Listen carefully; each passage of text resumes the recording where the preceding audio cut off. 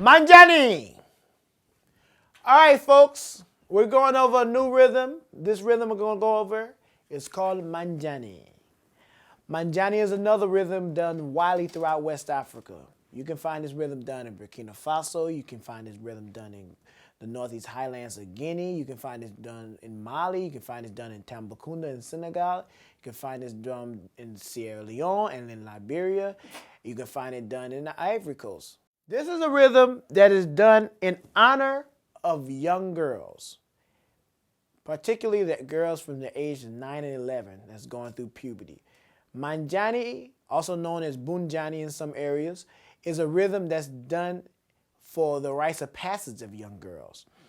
This rhythm is done because they're going to announce the young women to the village to show that these young girls are going through the rites of passage. One thing that's important by the Manding or the Malinke or the Jula or the Bobo Jula or the Khasonke or whatever that you know that under that Manding umbrella, Bamana, Bambara, it's very important that traditional life stays prevalent to people.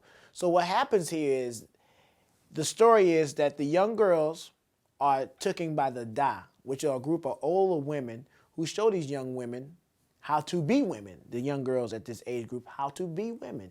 So during that period of time, they dress them in this form of clothing or regalia. And what happens is, on this certain day, they're on the shoulders of the young men.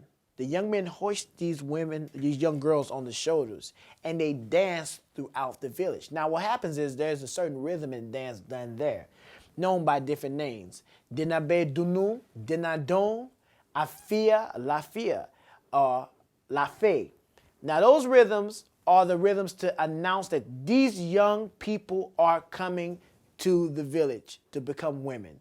And the people are clapping, and they're clapping, and they're clapping, and they're dancing on the shoulders to the rhythm, to the rhythm, on the young man's shoulders, and they're dancing, and they're dancing, and they're dancing, and they're dancing. Once those young girls touch the earth, at that moment, then they're considered Manjani, my sweet child. So they're dancing, and they're dancing, and they're dancing, and they're dancing, and the djembe followers are there playing along with them and giving them the energy and the encouragement that they need. Now, something happens here that's very interesting. So, while these young girls are dancing, they're dancing, one of the older men takes the young girls and throws in the air, and another man catches her. Basically, it's a story saying that whatever you do in life, if you're going to marry a certain man, that man must have your back and protect you at all times. So it's a small significance of like African culture there that's telling people that there's a message in everything that you do. So it's like the girls are scared, but they're having someone that's going to be there catching them to protect them. So this is one of those rhythms that's very, very old, and it's only done for women. A lot of time you see a lot of people dance this rhythm. It's commonly done around the world in performances to show their speed, or a lot of times it's done for like social events, they say. But traditionally, it's not.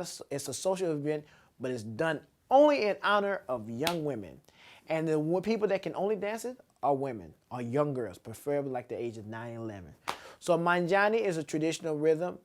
And the way we're doing it, we're going to go from the way they play it in an area in Guinea called Sangbarala. So we're going to try to go with that version. Even though Manjani is done commonly throughout, we're going to go with different variations of the dununs, how they're played, with the dunun parts. But for now, we're going to probably go with the Sangbarala way, and we're going to probably go into the way they play in Burkina as well as the way they play it in Bamako. And if you listen to the Sangba patterns, you'll all see that all of those patterns are basically the same. Just the conversation of the instruments along with the dunun and the Sangba is different. But in the way they say in Bamako, the dunun and the dunumba, as well as the way they play in Burkina. So let's just go with that, and let's have a journey with it and have a zigzag way, as you guys hear me say a lot, with this music. So we're going to go with accompaniment pattern number 1.